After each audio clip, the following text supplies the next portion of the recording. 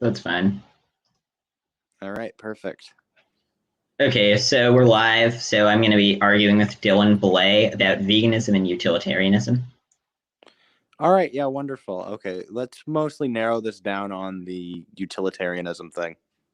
Okay, so what? So okay, so first, I'll just lay out the basic case for utilitarianism that I laid out before. First things Um, first, I don't think you understand this, but I'm a consequential utilitarian myself. oh, That's the I thought nature you. of my style. I'm not a far right person. I want to talk with you though about the way you conducted yourself in that segment.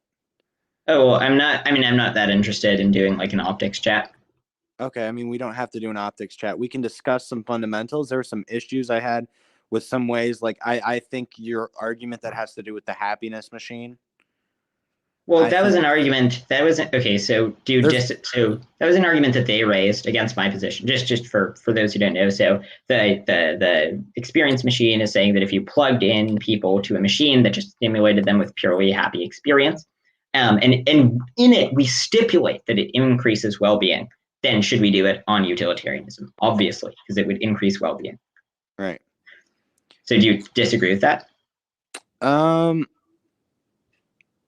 my big issue with that is that it's probably like I don't like the non like voluntary aspect of that. Considering I like to have like some sort of again like Andrew said earlier, as much as I'm not prone to agreeing with Andrew on anything, humans have their own agency, and I guess by the nature of that, I would agree with that. But because I'm a far left person, it's more so each according to his need, each according to his ability.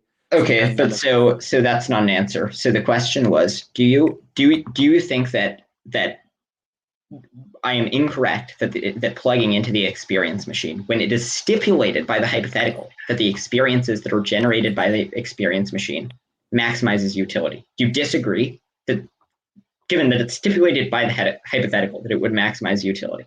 okay, now is everyone in this take this hypothetical, are they're just like they will bend to your ultimate will, they just do not like have any say, none of them have opinions on it or anything like that? Correct. We force people to plug into the experience machine, and we stipulate that it would maximize utility. Well, Okay. generally I would probably agree with you if there were no like underlying issues with that.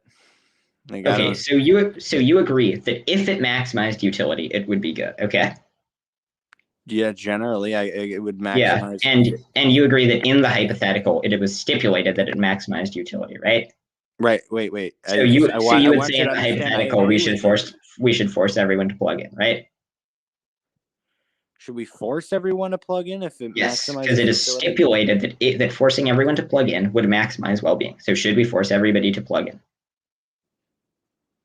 Now, does everyone have to be plugged in order for the machine to work, or No. then no?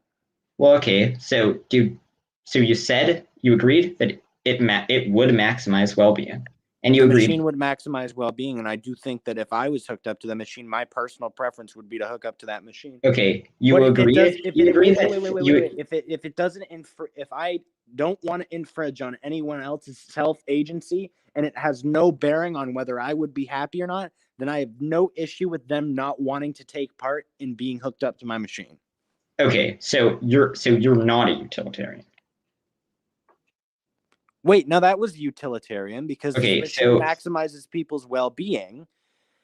Okay, utilit well, okay, it utilitarianism maximizes says people's we should well-being. take an action if it maximizes well-being. We stipulate that it would maximize well-being to force everyone to plug in. Therefore, as per utilitarianism, we should force people to plug in. Okay, and I agree that people should. I would. The thing is like I would look at this from an individual approach of wanting to hook myself up to this machine. I don't Okay, but necessarily. Why so would I force everyone else look, to hook up okay, to this Dylan, machine?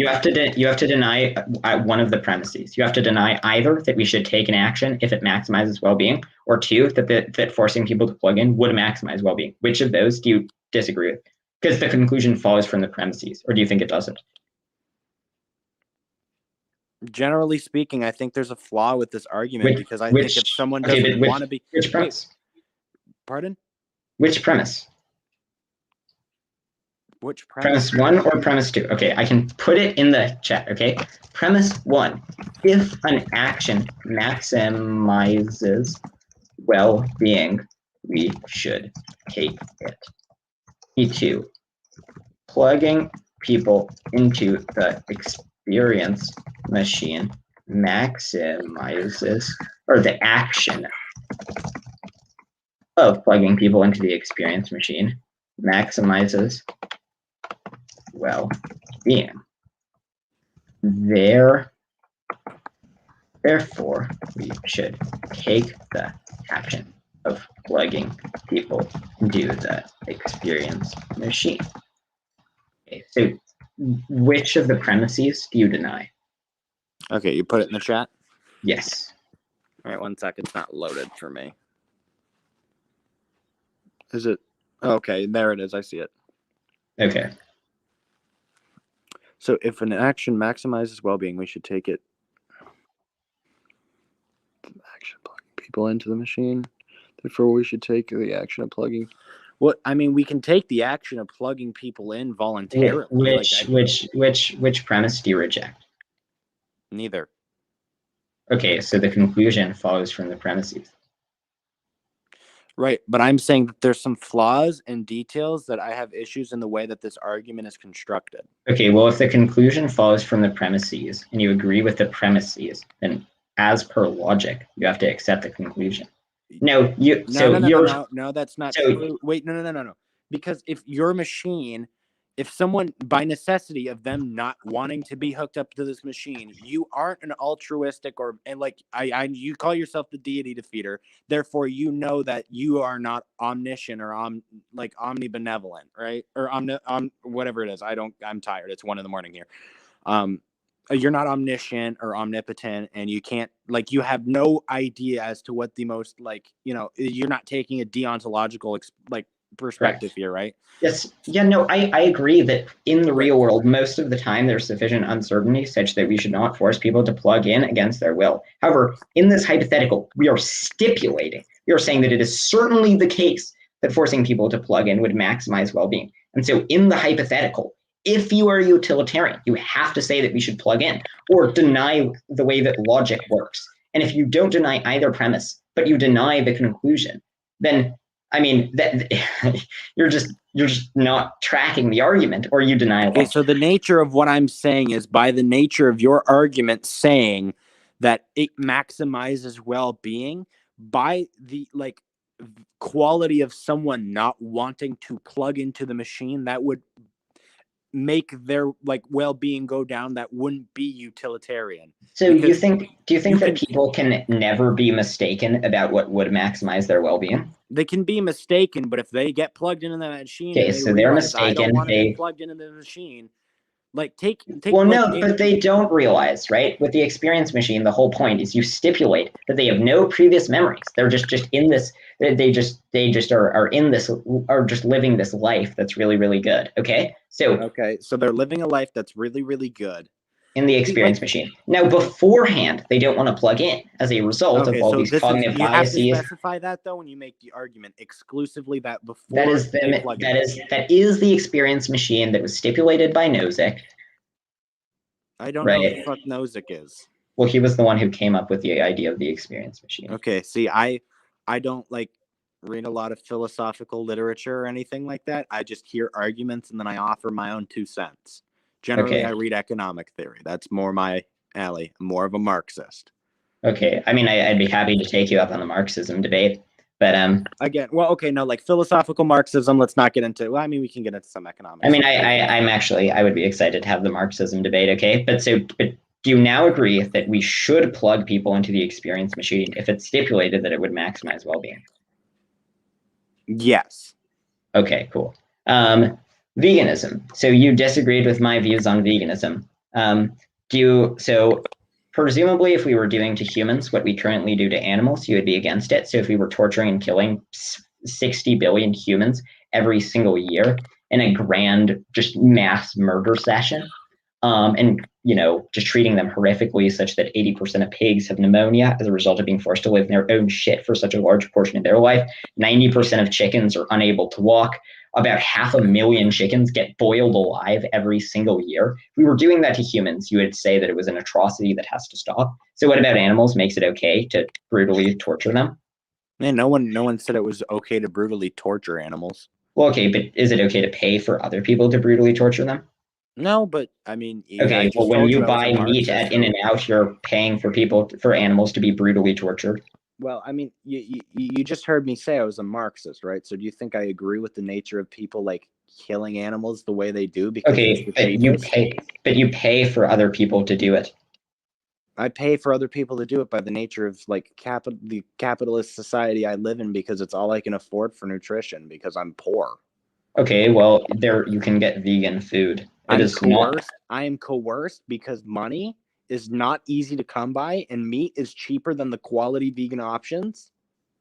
Okay, so the cheapest vegan food is significantly cheaper than the cheapest meat. Okay, the only reason to eat meat is because you value your taste, pleasure, and the better taste of meat. No, because it's over it's the readily torture available. of sentient It's beings. Are beans not readily available? Are vegan options not readily available? They're less readily available. Are beans not readily available? Depends on what kind of beans. What are we talking about? Like frijoles? Okay. Are there some kinds of beans that are readily available? Yes. Yeah. Okay. Are there some kinds of rice that are readily available? Yeah, generally. And then generally, are there some kinds of pasta that are readily available? Right. Generally, I do eat these things because they are readily available to me. Okay, and then you also pay for sentient beings to be horrifically tortured. So why? I am discussing the coercive nature of not just me walking into the store. I'm coming home from work after a long day of work or something, and I'm driving by McDonald's and I need to eat. Okay, I'm hungry. I'm fatigued. I have no energy. I need to go to McDonald's to get it. Wait, McDonald's okay, you can't find. There's no vegan restaurant. Yes. And you There's no you can't order restaurants within driving distance of me because it costs a lot of money to go places, doesn't it? Cars cost a lot of money. Insurance costs a lot of money. Are there no vegan options at McDonald's? I don't think so, actually. I mean, the salad. I mean, I think no, because the salad has chicken on it. You can get the salad without chicken on it, but regardless, you're still, that was a product that was made and prepared with animals. Plus, the dressing is like. Well, but they didn't add the chicken, so it's not contributing to increased chicken torture. No, but that chicken was wasted anyways because they prepared the meal and then threw away the chicken. I work in food service. Okay. That's how. Wait. Okay. If that's the way it works, then yeah, I mean, probably don't do that. But okay, so would it be the end of the world to wait until you got home rather than buying a Big Mac from McDonald's? No, but I'm saying that the nature. Okay, so why are you okay with paying for animals to be horrifically tortured and murdered to avoid having to wait an extra 20 minutes? If it doesn't affect me, then why would I care as much? Well, because sentient beings being horrifically tortured, sexually abused, and murdered is a thing that should matter to you. It does. Yeah, your mic's like making some weird noise. Your mic's making some weird noises. Yeah, no, yours is too. Can I like leave and come back? Okay. Give me 1 second.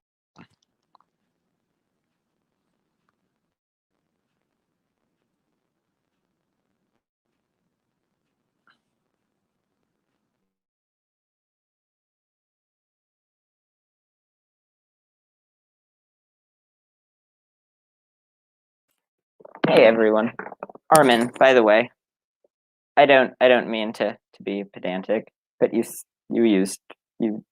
did the wrong version of theirs. It's not with the I, the THERE.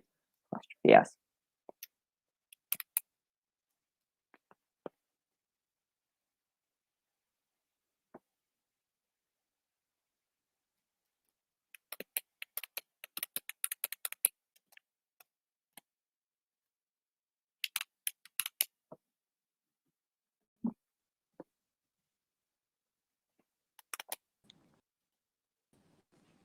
Okay. Hey, can you hear me? I can hear you. Can you hear me? Okay, yeah, your mic's better now. Okay, so you were in the process of explaining why you're willing to torture sentient beings, so you don't have to wait an extra 20 minutes to. Well, I'm explaining not that well, the thing is like I'm discussing the structures in place and the systems that have been implemented in an effort to coerce people into paying for the mass production of these. Okay, but yeah, sure. So those are things, and they're bad, but it's also bad when you pay for sentient beings to be horrifically tortured and murdered. Right. The reason I have to pay for these sentient you don't beings have to. You could wait. You could wait 20 minutes until you get home. I can wait 20 minutes unless I had more money, or I had time, but I have to work. I have to go in my car. I have to drive around places to pick up my siblings. I have to do whatever I have to do. Very busy guy. I have a very busy life on the move. And the convenience that is provided to me by fast food is like ultimately so much better and actually, fits within my schedule. And that is why I pay for the. Okay. So if there were more fast food places that catered to vegans, or if there were better vegan options at fast food restaurants, or there were vegan options at fast food restaurants. Okay, do you buy meat from the store? Do I buy meat from the store? No. You don't? Never? No. I personally don't when I go to the store, no. Okay, do I buy dairy products generally? Do others in your family? They do. I mean, I advocate against them doing this. Okay, do you purchase eggs? No, I get my own eggs. From where? I sustainably farm them and raise chickens. You raise chickens? Wait, yeah. Where do you raise them? You have a chicken coop in the backyard. You do? Yes. Okay. And they're all cared for. Where did you get the chickens from? Someone else who had their own chicken coop because they raised chickens. Where did they get them from? A family friend, and I have no idea where they got their chickens from. I'm assuming this cycle continues because I live in an area. Could you by any chance show me the chicken queue? No. You couldn't? No, they're not on this property right now. Okay. Could you send me a picture of the chicken? Because I mean, pardon my your skepticism. But I've just, in a huge number of my conversations, it seems that people claim to only consume allegedly ethically raised meat, despite the fact that more than 99% of meat in the U.S. comes from factory farms. So it has to be the case that some of the people are lying. I mean, I could ask for pictures of the coop if you want. So, but the thing is, or maybe I could check my text messages for it. Right, that's okay. That's fine. Okay, so the Marxism debate. So you're against capitalism. What is your alternative to capitalism? Market socialism. Market socialism. Okay, why do you think that market socialism is a better option? Because it provides people more control. It's democratic and it increases worker happiness and productivity. Okay, so why? So the data that indicates that it increases worker happiness and productivity is only true on a small scale. That in the small number of industries where it's been implemented, generally there are performance improvements. But it's also the case that, for example, it's much better that workers own capital as opposed to there being individual capital owners who are able to collect so much money from not actually doing any labor, and people who are stockholders. Wait, you don't? Okay, you don't think capital owners are doing any labor? Certain ones aren't. People who strictly own the capital are not doing the labor. Do you think that the CEO does no labor? The CEO doesn't necessarily have to be a capital owner. Okay, but do you think that the CEO does labor? Yes, and in my system, the CEO would still get paid more and generously for their labor. Okay, sure. So what reason do you have to think, given that there are a few industries where it's been tried out, where there have been worker cooperatives, it has not been tried out on a large scale. And 10% of the businesses in the world are worker cooperatives. Wait, what's the data that says that? Yeah, sure. Okay. I guess since we're doing this, I'm going to hop on the computer, but I'm going to jump devices to stream on then. Just give me a minute. I'll sit in here. I just got to set up my computer. Give me 1 minute. I turned it off because I was done of dealing with these groypers in another server. Okay. No. By the way, I can only chat for another hour because I want to get to bed before 3 a.m. I have to work tomorrow. Okay. 1 second. Discord. I'm going to open up I have a document on this, actually. I made. It's quite a nice document. Open Discord in your browser. So tell me, what got you into debating, and what's your economic standpoints? Like, are you a free market capitalist, or what are you? Some kind of laissez-faire guy? I generally think markets are good. So are you like a social democrat, or are you a laissez-faire? Are you a... I'd say I'm a SOCDEM. Okay, well, you're a SOCDEM. Well, I mean, that's not the worst thing I've ever heard then. Well, okay, so the thing I just found says that there are that in the United States there are 400 worker cooperatives out of 32.5 million businesses. You give me 1 sec. I'm just joining this. I'm going to hang up on my phone, and I'll be back in here in a second.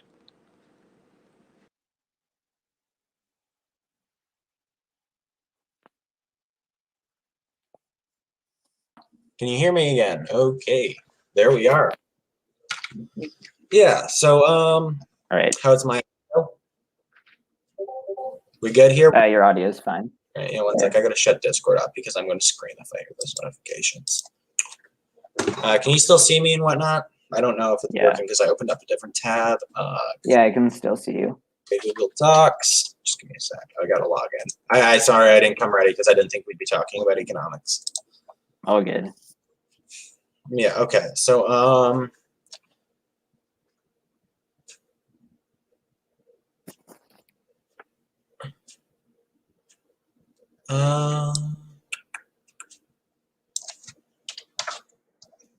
I'll just drop this in the private chat, or if you want, I'm not able to comment it.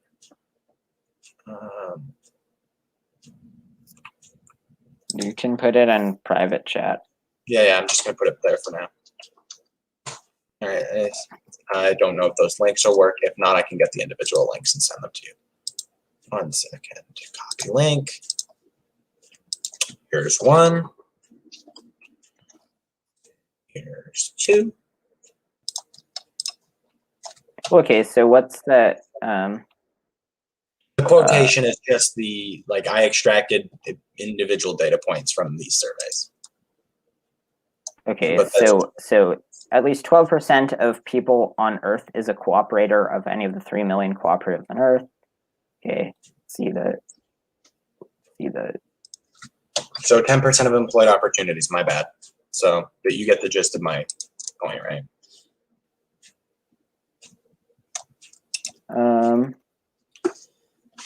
Wait. Okay. This does not have a source. Where is it getting its data from?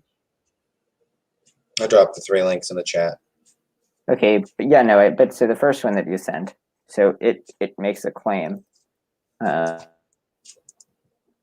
I don't know where it data from. I think the name of the study is in there. No, it's not. Yeah. It just says 12%. Or did you not get the links then? Because there's a. No, I got. Okay, here's the study. Here's the study, but it's a PDF. Can I send you the PDF? I don't know how to do that though. Yeah, sure. I guess I could send you it on Discord. Yeah, you can just send it over Discord. Yeah, just give me a sec. I'll log in on Discord. Sorry, did not realize I'd be sent.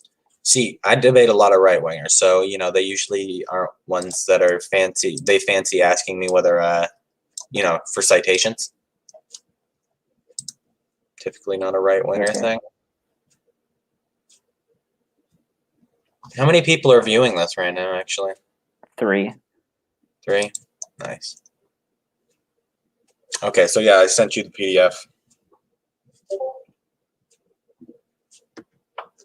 But yeah, generally speaking, worker cooperatives are just like morally a better alternative to joint stock models. Okay, are there cases where there have been where there's been market socialism and it's worked out?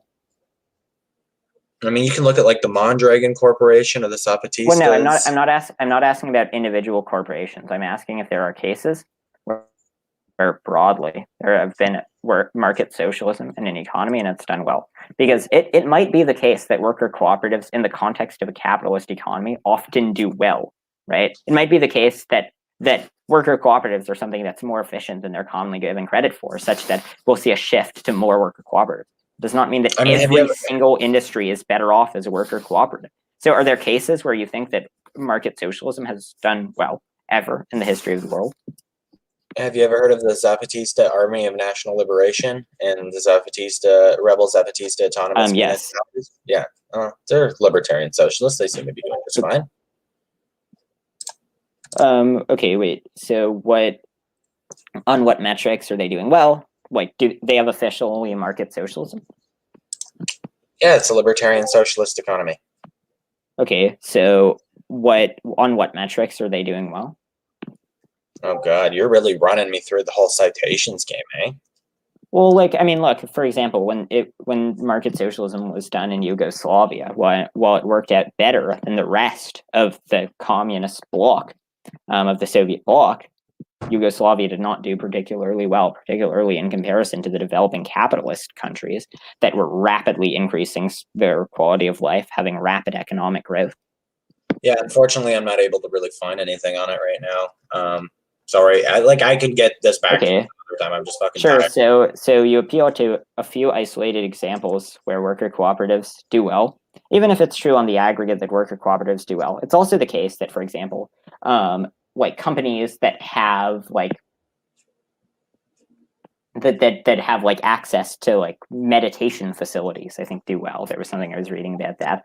But that doesn't mean we should force it on every single company, right? Because maybe there are some more companies for which it does well, but that doesn't mean that it works well for every company. Right. So and when it was tried out for every company, it didn't work. So why should we? I don't think you understand a lot of my the aspects of this. I don't think it would be forced immediately on all these countries, but generally there needs to be some kind of democratically elected leaders who want to shift in the direction of making the economy social. Well, okay. If the majority of the economy is worker cooperatives, then by that metric, the economy is a socialist. Why do you think why do you think that it would be better if the majority of the economy were worker cooperatives? Because that would give ownership to more people, therefore providing them with access to more resources. Well, okay, but I don't think that people democratically make very good decisions. So, I mean, we can look at democracies today, where frequently policies pass, for example, farm subsidies that have 94% opposition from economists, right? I mean, and I think people don't have an incentive. Most people are not especially informed, and people don't have an incentive to do adequate research because they're not especially likely to influence the results of the election. And people have a much greater incentive to signal about their virtue rather than given that they're unlikely to influence the election, rather than actually do what's best for the company. So what I'm going to say to you then is they still have desire based on the profit incentive that comes with that company, because they do reap the means of production now. They do earn the profit, right? Because they are a part owner in that company, right? You would desire to make the decisions that were most likely to get you the most money. And if you leave that up to one single person in an autocratic format, they're just as able to fuck up as the next guy. So that's not the case, because if the CEO does badly, the CEO will be fired. But right. if in my system, the CEO does bad, he won't be democratically elected again to be the CEO. The CEO assumes certain responsibilities. Sure, but not every decision is democratically done. Yeah, there are democratically chosen positions for people to assume, like CEO, manager, supervisor. Okay, if it works well, why isn't it already done? Because there's a lot of banks don't see it as a easily profitable thing. Why should we believe you instead of the banks, who have financial incentive to figure out if it will actually work? See, these are the arguments that we hear all the time, right? But there's been not enough incentive for people to start these kind of corporations. Because wouldn't banks have an incentive to loan to them if they're expected to be profitable? No, because they rely on people to return these loans as a greater pool of people to distribute money to. It's more difficult to collect money if a loan is being sent out or expected to be paid back by a certain amount of people. Well, okay, so then they could just, banks could get a share in the company, so they would offer them money, the way that stocks work, so people could people could get money from Well, I believed in a Like- nationalized banking system where the banks just generally loan to people who want to start these kind of corporations. If these companies want to Okay, be but part of okay, the so economy, I don't support nationalization. Generally, when you publicize firms, you get enormous, like the firms have way worse improvements. So there was an article by Edwards that looked at hundreds of studies and concluded that they universally concluded that the outcomes under publicized system is worse than the outcomes under privatized system, such that even when we compare a monopolistic firm to a public firm, the public firm does worse than the monopolistic firm. I don't think that it would be good to nationalize the industry when consistently nationalization results in much worse outcomes in every domain. There's lower sales, lower profit, less innovation. I mean, it's just nationalization generally is a terrible idea. nationalization might not be like the best method right now. There certainly could be, systems implemented that would make this like potentially a good thing. I'm not saying it has to be immediate, right? I've never Yeah, so you just said that you supported nationalization. Do you no longer support nationalization I don't support currently banks? nationalizing industry or banks. Okay, so you're against nationalizing the banks. Today, yes. Okay. Do you think that there's going to be some factor in the like some metaphysical thing that will change, that will make it so that privatization becomes good a year from now? Privatization? Sorry, making it public. Nationalization. No, I don't. Okay, so you don't support it for the like Foreseeable future? No. Okay, do you ever support it? Yes, under the right pretenses. Oh, why? Generally speaking, if we have, well, the thing is I want to talk about the publicization of the banks, right? So I would like to see that there isn't a profit incentive made that keeps the capital going into the rich capital owners' hands, as opposed to the, money being distributed to the workers and then they're not expected to pay, so much interest on these loans. I don't want Okay, so a government. The money should be, the whole point of money is for it to circulate around the economy. Okay, so money circulates around the economy, then money doing good. Okay, so a nationalized bank, how does it decide who to lend to? How does it decide who to lend to? Yeah. Generally, well, people would, place a request for a loan. It would be, I don't know, they would have some kind of authentication or authorization process they would go through. Okay, well, generally banks are better at figuring out if a person will pay back the loans because they have a profit motive to figure out if people are actually going to pay back the loans. The government has no incentive to do that. Now the people would want that money to come back into the hands of the government so that money can be utilized, through taxation purposes or whatever they want. Well, okay, but it's important that money gets back in the hands of the people. No, so the individual is loaning them out. Do they have any profit motive to like? Do they get paid less if the loans are not paid back? Does the individual get paid less if the loans are not paid back? Yes, that is the question. Sorry, I'm like falling asleep here. Just let me think about this for a second. So if the individual, say it again.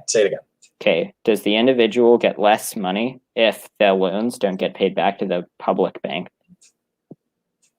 Do the individuals get less money? I mean, who's the individual in this like hypothetical? The person who authorizes the loan. The person who authorizes the loan? I mean, if the whole point for them is to get that money back in order to pay the people who work at the bank, yeah, probably. It would take away a little bit of the profit from the person who works at the bank, right? Because it doesn't have to be necessarily like a nationalized public bank, but it would have to be like a public bank. Right? So just so everyone who would have an account, like a credit union, everyone who would have an account with the bank would become a part owner of the company. Okay, so wait, so just to be clear, so would the person who lends out the money have a financial get paid more if people pay it back and get paid less if people don't pay it yes back? They would get paid more if that loan got paid back. Okay, how do we decide how much more or less they get paid back? Well, everyone would be a part owner in the company, so the people who are part owners of the company might like. Okay, so everybody is a part owner in this national bank. Why do you think that the majority of people making decisions that they'll have very little impact on is a good way of coming to decisions about something as complicated as banking policy? They don't have to come up with the decisions of who's making or what. Wait, Pinecone is saying that the audio is out. Is the audio out for anyone else? Can someone in the chat say I can hear you. Audio? Yeah, I can hear you as well.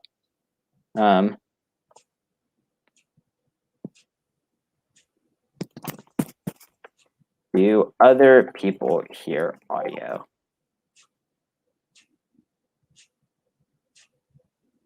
Hello? Okay. Someone can Oh, hear wait, it. okay, yeah, it's just a problem with Pinecone. Okay.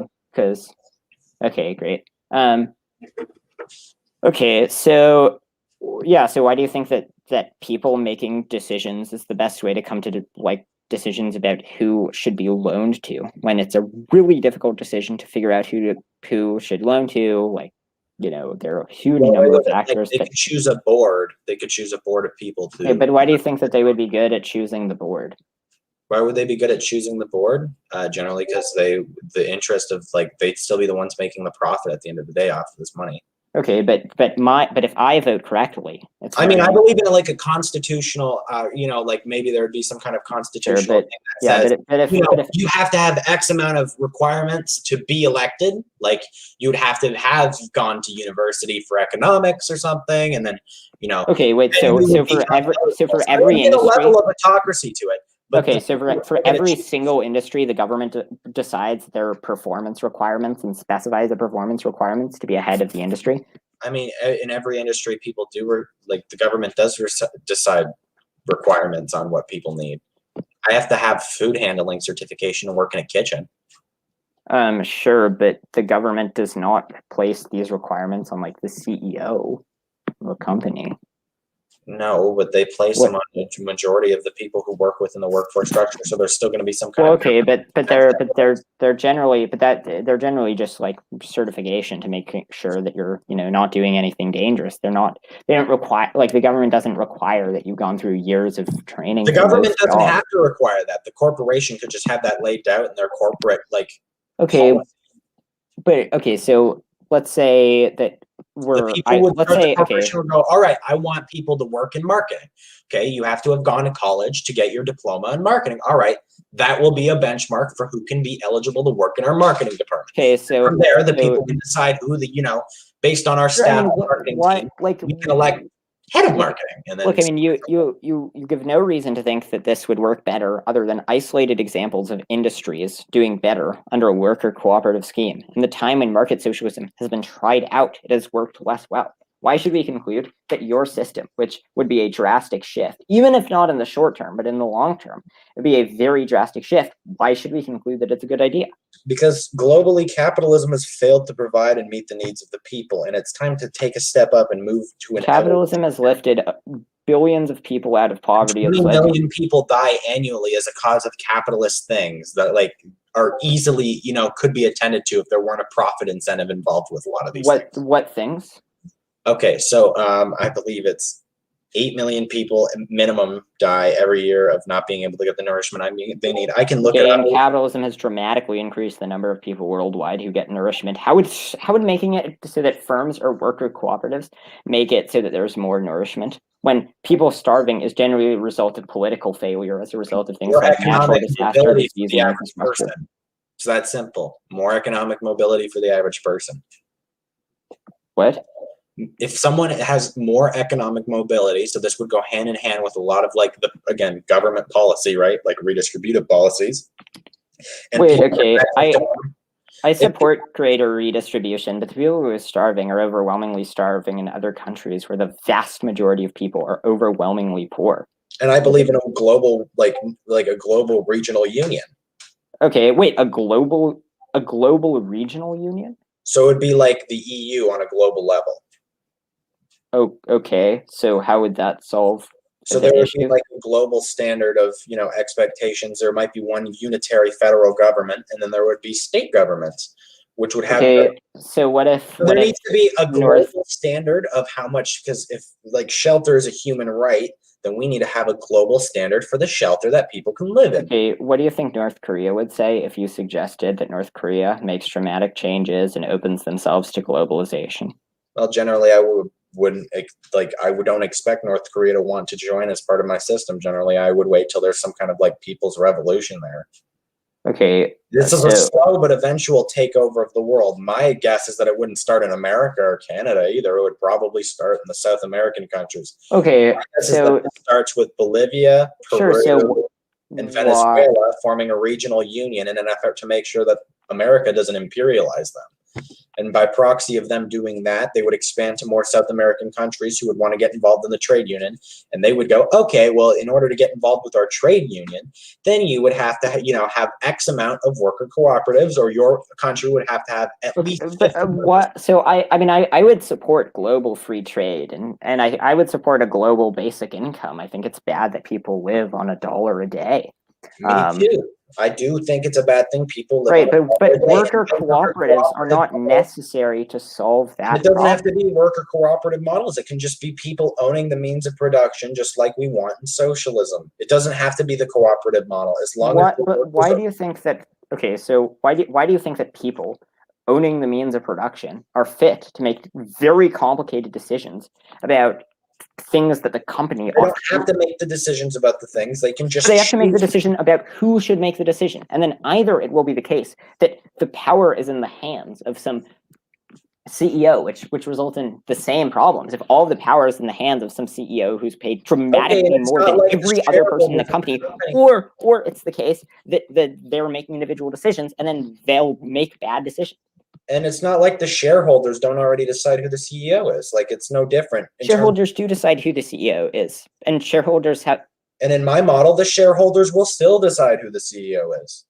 Not only that, they will have a better perspective into the company because they will be the ones on the floor operating, the actual creation of the wealth that the company produces. So then, if you think that they have better insight, such that if they invested in the company, workers would do well, why don't workers voluntarily invest in companies? A lot of workers do voluntarily invest in companies. Well, why don't more of them do? To the extent that you're lack of education on the topic, misunderstanding of the subject at hand. Well, okay, but wouldn't those make it so that the decision? There's a lot of things keeping people down, and there's a lot of things we have to correct.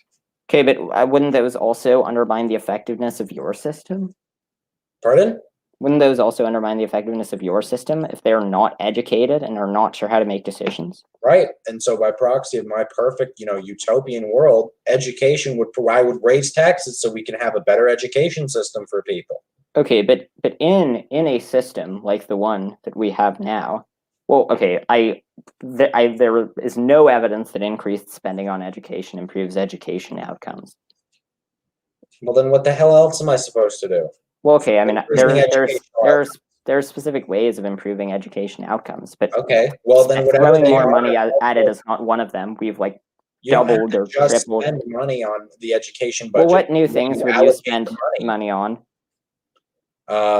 Probably better extracurriculars. Probably sending that money to certain, which extracurriculars? Pardon? Which extracurriculars that are not currently available? Well, the thing is this varies because are you an American? Are you from elsewhere? Yeah, I'm in America. Okay, so the thing is here we have a centralized education plan. This is the glorious nation of Canada. Yeah, I live 20 minutes outside of Detroit.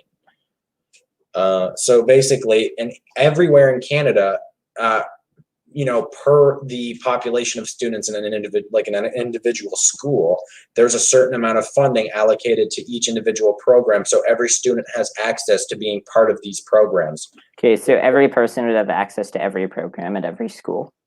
Yes. Okay, so what programs specifically are not available now that should be available? Well, there's certain ones that aren't available at certain schools in the USA, like they cut education or they cut funding on things like music, right? Music to me, in my opinion, is one of the most vital things that you can teach people. It helps with coordination, it helps with fine motor skills, it helps with socialization skills. Okay, so I think so. It makes sense that more music extracurriculars would probably be a good thing rather. But do you think I've not seen the empirical data. What? This would apply with all types of arts, all types of sports. This would help kids, why do you think that they're good things that are worth the cost? Have you looked at empirical data that finds that the majority of these things are good? There's empirical data that shows why these things are good, but I can provide you with some of that, but I can't be in the context of I think we should be agnostic about these things if we have not seen empirical data about it. I mean, I don't think we have to be like, there's some things we can just infer, and there's pieces of data I've been shown over the years, but I haven't really I don't have any of it on hand because I didn't think I'd be talking about the effectiveness of music in schools right now. Okay, I mean, we can go back to the worker cooperatives point, but so you think that you could get everyone to be so educated that they're able to to adequately run companies? I mean, the problem is that the advantages of a stock market is that nobody has to hold a stock in any company. And I hear this argument all the time, but it's important to get people involved with their companies, even if it's just to do menial tasks or spend half an hour a day, where the company would make it so there's digestible pieces of information for people to, be like, how would you like this? Would you like this kind of thing in, the factory so we can do X, Y, Z? It's important to have these options readily available to people. Why? People don't have, why? Because it's important that the workers get the decisions so that their quality. Why should the workers get decisions if they're not better at decision making? I mean, the broader point that any metric that you would use to figure out why, or to say that a CEO is better, is just as arbitrary as the metrics I would use to determine whether workers are better. So the people who are most impacted by these decisions should be the ones making the decisions. Well, no, so the advantage of the stock market is that if people are not informed and they bet badly, then they lose money and generally have an incentive to stop betting. So people only have an incentive to bet in the stock market if they think that they can beat the stock market. But with workers who don't have the ability to sell their stock and have to have shares in the company and have to make the decisions about these things, then you'll have uninformed people making decisions for the companies, and there's no feedback mechanism to weed them out. Yeah, generally, I think it's probably important that we figure out some kind of system or some way to make it so that people can, do as they choose with their piece of the share, right? I don't know. I generally. Well, okay. Do you have any reason to think that workers would come to good conclusions about this? I mean, they could, if they feel as though they're unfit to make a decision or come to a conclusion on a certain subject, they can probably use their abilities to designate that decision to someone in the company who they feel might make a better decision than they do. Okay. Doesn't have to be necessarily them. Okay, but how do they know who in the company would make a better decision? Well, they would probably choose the people who've been making the best decisions for the sake of the company, right? It could be a CEO with a good track record. Well, they could allocate autocracy as much as they'd want to. That's what my point here is. They would get to choose the level of autocracy left in their company. So if they don't feel fit to make a decision in the company, they could designate someone in the company. Would people be allowed to set up non-worker co-ops? They would, but they wouldn't be offered the government benefits of a worker cooperative. Wait, okay, so what you call market socialism would just be the government subsidizes some worker co-ops? Well, yeah, because by the time the economy becomes a majority worker cooperatives, then the nature of the economy itself is Why do you predict that the majority of the economy will be able to become a worker cooperative? Well, this is just looking at it from a perspective of this progressively becoming more and more cooperatives. And that might not be the state of the economy. The government should still offer worker cooperatives if the people elect in a socialist-leaning leader. Okay, but I mean, why?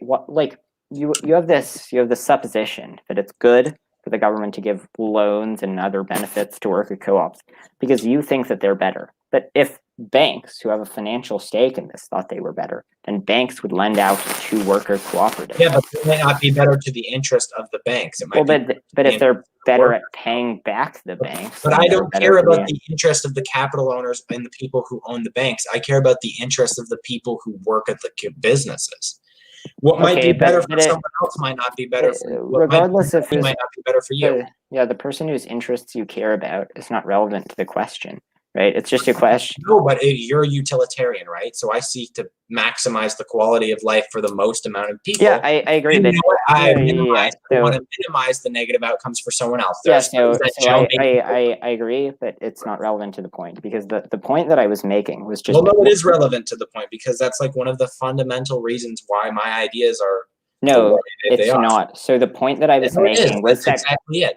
Okay, you saying the opposite of what I'm saying at the start of my sentences and then saying the same point over and over again before you allow me to explain what my point is, it's not especially productive. So the reason why it is not so the reason why it is not productive, right, is because the point that I was making is that if it were the case that worker cooperatives were expected to perform well, then banks would loan out money to worker cooperatives because they would predict that they would loan out well. It's only people who have no financial stake in the vast majority of companies who make these predictions that the vast majority of companies could be worker cooperatives on the basis of limited empirical information about some worker cooperatives in some areas. Whenever they've been implemented at a large scale, like in Yugoslavia, they've not been successful. And I'm saying to you that it is not in the best interest of the individuals who own the banks to allow people to start worker cooperatives. Because Why? the stock model offers more. Again, people are more likely to pay back their loans in a joint stock model because that, responsibility is left in the hands of less people, right? Yeah, and well, okay. Again, that's the whole concept of like joint stock but model capital owners assuming risk. okay, regardless of who, It's more difficult to get $2,000 from you, $2,000 from you, $2,000 from you, you, and you, as opposed to getting $15,000 from one guy. If just hypothetical, that's not like a realistic amount that would be loaned out to like a company. Well, okay, but one guy could get $15,000 and set up a worker cooperative, but then have no more say in the functioning than the other people. Okay, well then that guy would have to distribute. Well, that guy would still be an individual capital owner because he'd have access to all the capital. Well, no, he would just unless have he willingly signs it away to the people working for him, but only at the point he could do that would be the point where he has started to, allow. No, he gets the $15,000, let's say, and then he allows the worker co-op to decide how the money is allocated. Well, the thing is there wouldn't be workers in the worker cooperative at this point, because if he's just starting out and he has $15,000, then no one would be able to work for him because he'd have to start. Well, so he could find 20 people who want to assume a piece of the responsibility alongside him. Well, then they would have to take on a little bit of that. No, the people would not assume the responsibility. The money is money that he loaned. Then the profits that the corporation raises would be paid back on his behalf. Okay, so they pay back on his behalf, but then so the corporation has to let's say that the interest rate is such that they would have to raise $25,000. So the worker co-op would have to set aside $25,000 of the money that they would earn over the course of years. And each individual person would have to be responsible for producing a piece of X amount of wealth in order for their piece of that loan to be paid back. No, they wouldn't. It would just be that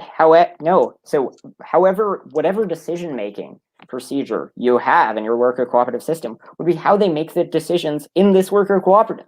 But one of the decisions that the worker cooperative would make is that they would pay the guy back so that the business does not go under.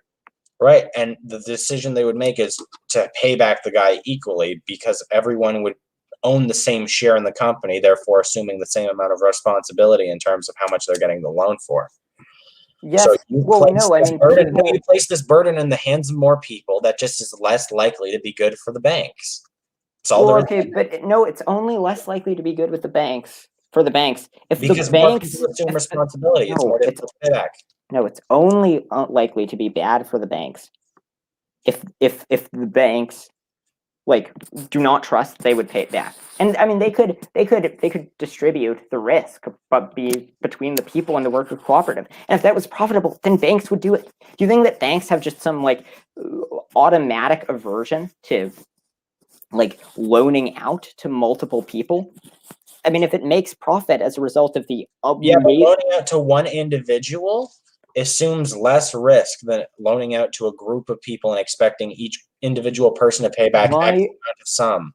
Well, okay, so the way that it could work is that they loan it out to the people who have a joint fund where each of them has to pay, let's say each of them has to chip in $100 in terms of paying it back. But if one of them can't, then the other people chip in. So the enough people would have to have enough assets set aside such that if some other people don't pay it back, then they can chip in. And that person has to contribute $100 or that $100 back as labor or in some regard without getting paid for that labor.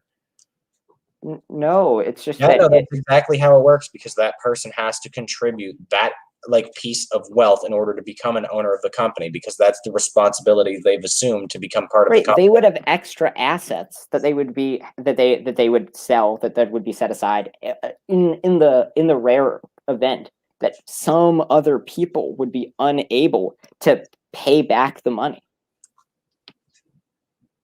Okay, so like the thing is I'm Look, I following. mean, the thing is, if worker cooperatives work well, then banks have an incentive to figure out ways of betting on worker cooperatives and of loaning out to worker cooperatives. The problem of multiple people is not some insurmountable problem that could not be solved by a smart bank with a profit incentive to get worker cooperatives off the ground.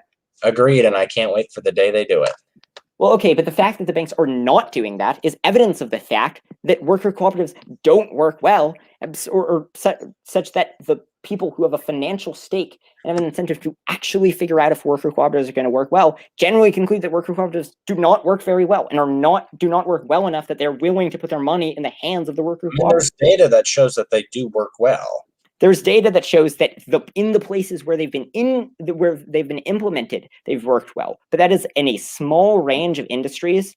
And so, I mean, again, the earlier example, with those industries, like the meditation example, companies with a meditation room like have more profits. But that does not mean that meditation should be forced on every company, because it can be the case that no, but if it's shown that meditation, increases the quality of like worker productivity or something like that, then the profit incentive would be to, let's put this meditation room in there. More companies would start doing it because they realize that that's beneficial to their profit. Right. And similarly, if it was the case that worker cooperatives... The issue with worker cooperatives, though, is that this doesn't make an individual capital owner more money. People are just discouraged from starting them up because there's less money in it for the individual. Well, okay, I mean, I can think of a wide array of mechanisms for which people could profit off the success of worker cooperatives. So one mechanism would be a person could say, okay, could just like get a stock in the worker cooperative. Okay, so they just like a rich guy sets up a worker cooperative where he just like puts aside some money, but gets a certain share in the company. But the other workers also have shares in the company, so can also make decisions. Or a philanthropist may just fund a worker cooperative just for the heck of it. Or a company might get some of the profits in exchange of the worker cooperative in exchange for paying to set up the worker cooperative, but then have no effect on the running of the system. If worker cooperatives were some revolution in business, I mean, if the workplace democracy wants to assume the responsibility of, sharing some kind of their equity with like a capital, like someone who provided them with like a loan in exchange for like their equity or, their profit or whatever they want to give to this person, a share in the company, maybe if the workers decide on that, that's fine. And the fact that they don't do that is very good evidence against worker cooperatives. Okay, you're an atheist. The fact that a majority of the world believes in God is good evidence that we shouldn't be atheists. No, but if that's the same level of argument. It is not. If there was a betting market that bet on gods, that had a feedback mechanism where like people kept betting on where there was like a machine that you bet on, and the machine would like spit out like if you bet on the correct god, and people kept doing this. And people who had the financial incentive and who had run this over and over again concluded that there was a God, then that would be evidence for God. Because it would be evidence that people who have a financial incentive to figure out if there is a God or not, who, when there's a feedback mechanism, no finite way of determining the way the economy moves. There's no finite way of determining whether there's a God. It would just be like the same level of guessing. No, there is a way, because with a stock market, there's a feedback mechanism. If you make bad investments, then you lose money. Right. Yeah. So if you believe in the wrong thing, you go to hell. So I suggest you start believing in the right thing. Okay, but there's no feedback mechanism there. Okay, so you only have one life, and then you go into hell allegedly. I mean, the feedback mechanism could be me using like reason or philosophical arguments. It's not a repeat game. Religion is not a repeat game. Betting and investing is a repeat game. I mean, a lot of people do convert religions until they find one that suits them or they think is right or hasn't found a reputation. But they don't have a truth tracking mechanism. So it's not like they right. And I could bet a company over and over and over, fail a bunch of times, and then that company could release a product, and bam, they'd shoot up to the top of the stock market. Yeah, that could happen, sure. But and just same thing applies with the religion. No, with religion, you have I no, could choose- with religion, you choose have religions no and then- mechanism of weeding out bad investments. You I have mean, no mechanism I of mean, getting people well, to people provided you with reasons to predict on the correct religion, to wager correctly. With a stock market, if I bet incorrectly, then I lose money. And this happens over and over again. Well, it's true that maybe my bet was bad at first, but like then it turned out to be profitable later. That's just a fact about uncertainty. But the difference that I'm making is not that there's certainty in one domain. It's that one domain has a feedback mechanism, and the other one does not have a feedback mechanism. All right, I'm hearing you loud and clear, mate. Okay. I get that. Sorry. I know it seems like I'm not focused right now. It's all good. It's 2:45 in the morning here. It's all good. a Definitely better than the just like hurling insults on the politically provoked stream. Yeah, no, my thing there was you just came in looking for a debate, and Andrew was smoking, and I was gonna gun for Andrew there because I wanted to gun for him on trans issues because I really don't like Andrew. I don't think you get that. I'm a fucking Marxist. I don't like that fucking guy. Obviously, he's a fascist. You think I like that guy? Yeah, I'm not too big on fascists either. I'm not too big on Andrew. He's a cunt. Yeah. And Yeah, I just don't think that like insulting people is especially productive in a political debate. I don't think it was a political debate, though. You went on fun night and then asked to debate him. If you wanted to set up a real debate with him, you should have actually done that. And then He dodged the real debate. But okay, this is getting like kind of off track. Any Well, other points you want to raise about market socialism? not really. I think we should discuss that a little bit before I hit the sack. Okay. Yeah, just for context for the person who is watching. Okay, so there was a stream called Politically Provoked, and there was a chat about utilitarianism. Yeah, and it in the words of, yeah, no, it turned into ad homs of me and of my scrawniness. It was pretty fucking funny. It was kind of funny. I just wanted there to be pressure to actually respond to the arguments for utilitarianism, and instead there was just so much obfuscation and dodging and ad homs. So yeah, but kind of irritating. You went into a group that was going to group dodge you. If you wanted to take him on in an individual setting, maybe you dodged me in an individual setting. He won't debate me on utilitarianism because he's frightened. I don't know if he's frightened of you. I just think he doesn't want to take that subject because he's a dipshit. Look, I mean, he criticizes utilitarianism on Twitter and then dodges a debate about utilitarianism. So I thought it would logical perspective, and the thing is he doesn't want to hear anyone criticize his because he knows his doesn't hold up to the scrutiny of other people. That's why I wouldn't take Andrew on. And so I wanted to hold his up to the scrutiny of other people. Right, and the thing is he knows he's smart enough not to engage you on that. That's the simple truth of the matter. And then you went in there and you basically set yourself up along with him and Mio to come and basically fucking just be assholes. Yeah, but I mean, I wanted to hold his feet to the fire, and it was made more difficult by the repeated interruptions and ad homs. Yeah, because that's exactly what the fuck's gonna happen. And I mean, when people are having but that's a descriptive claim, not a normative claim. Right, but it's silly fun night. People aren't gonna just read. Okay, but if that's the only time when I can hold his feet to the fire on utilitarianism, then. I wanted to hold his feet to the fire on trans issues because he wanted to hold my feet to the fire on trans issues once, and instead he wound up telling me to kill myself. Wow. Well, okay. What a charmer. Well, yeah, let me read you our last interaction. I mean, it's fine. We can just continue chatting off stream because I think that this last part is less interesting. Yeah, no, I mean, sure. If you want to just jump in Discord call for a bit before I hit the sack, just for 15 minutes. All right. Thanks for watching, everyone. Yeah, no